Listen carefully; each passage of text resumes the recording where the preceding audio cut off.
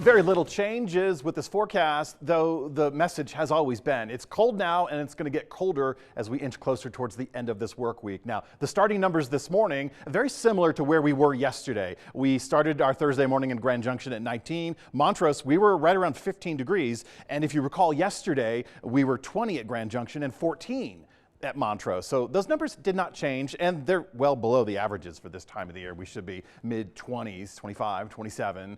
That's our starting point for this time of the year. Now, getting into tomorrow morning, sunrise is happening a little after 7 a.m. Kind of depends on where you are. And you'll notice, comparatively speaking, this morning and yesterday, cold. Tomorrow morning, still cold, but we've added a couple degrees Fahrenheit. Now that's going to be because of our incoming storm system and the subsequent cloud coverage that you're going to experience late tonight and at least throughout the first third of your Friday, because I expect some pretty quick clearing Friday afternoon, back to the sunshine, but we will be left with colder temperatures. So the lows tomorrow morning, yeah, they're improvements, but make no mistake, 20 is still kind of chilly to start your day off for the end of the week. Currently, we're in the 30s. And as far as high temperatures go for the day, while they're not official, low 40s is pretty much where we struck for many locations, including Montrose with that missing data there. And as you recall, we're supposed to be about 10 degrees warmer. We should be in the 50s. Now, this is just a simple review. I promise I won't quiz you.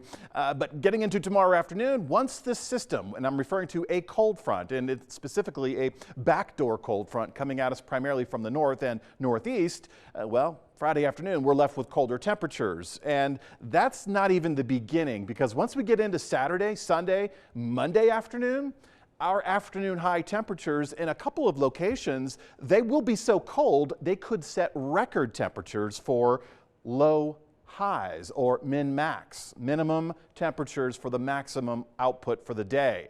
If that's not confusing enough, it just is going to reiterate how cold we'll be in the next couple of afternoons, and we could set some records for cold high temperatures. Now, fortunately, we don't have a whole lot of wind involved with this system. The way this pattern is with a north to south progression of a cold front, we don't get that southwest flow. So we never will get gusty. We never will get that brief warm up the day before the arrival of the system.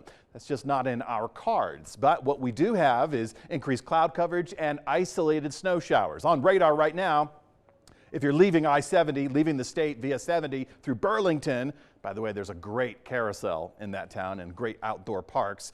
Snow there, snow outside of Colorado Springs, snow in the Denver area, snow along the I-25 corridor and the foothills. This was the pattern. We anticipate this to continue during the overnight hours tonight and throughout at least the early morning hour. Look, 6 a.m. Friday, and it's just starting to wane off. This is going to continue. This activity will continue dropping southbound through the state throughout Friday. So Friday afternoon, if you're really looking to chase the storm, I-25 southbound out of Trinidad, Raton Pass, that'll be the last opportunity you have to go through snow.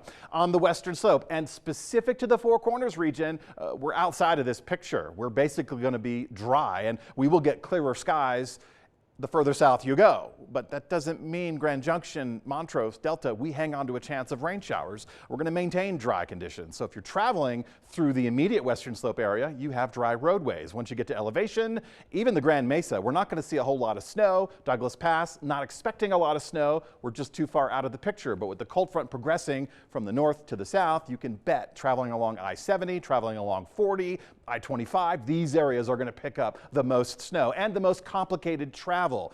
You can see right there in pink, that's a winter storm warning. That's for the Fort Collins area, but also Boulder County and Jefferson County and Denver, the foothills. These regions moving westward from the I-25 specific to the foothills are going to get some deeper snow totals. Now, if you're looking for ski resorts, Winter Park, Eldora, even Steamboat Springs, a lesser extent, Summit County, and lower amounts for Eagle County, lower amounts for Pitkin, and lower amounts for Gunnison. So this is going to be primarily a divide and east of storm situation, and it just means it's going to be a cold blast this weekend. Tracking that cold air for the next 3 days. While we're just on the periphery, moving forward through the weekend, there are significantly colder locations in the United States, say the Great Lakes region, where we're going to hear and see significant winter storm video coming out of that area. Lake effect snow, cold temperatures with sub-freezing minus readings in many locations. So bear with me, and looking at the extended forecast, knowing that low 50s is our average,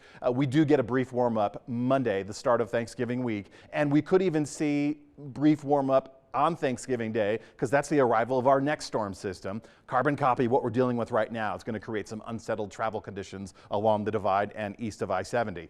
That's next week. This week, we don't get anything out of the system but cold air. Notice those low temperatures Saturday morning, Sunday morning, Monday morning. Records for Grand Junction are, let's just call it 10 degrees because it fluctuates between 9 and 15 degrees for those days. We don't have a chance to set low temperatures. Montrose, those records are even lower towards the single digits, between 5, 0, and minus on the Saturday, Sunday morning. So no threat for low temperature records. The threat exists in the afternoons where we just won't get all that warm.